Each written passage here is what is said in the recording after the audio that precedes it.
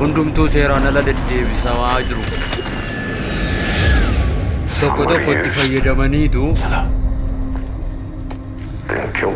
sanaa booda ajjeesuuni.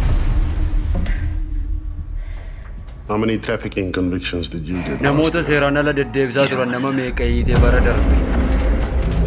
Beekuu dhiistee sii wayya abbooleessa. Ni qabnaan hunda isaanii. Socho'i garoo ofii keenya jennee miti kan isaaniin qaqqabaa jiru. Deemeenii jira. Ijoollee beektu 5-6 qofa miti. Take a look in these containers now. Wantoota kontineera keessa jiran hunda isaanii ilaaluun barbaada.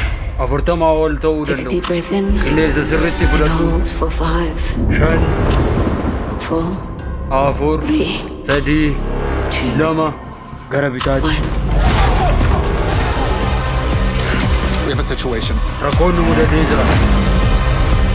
Someone in your operation was involved in some way or the other. Qorannoo keessa ture harka keessaa qaba.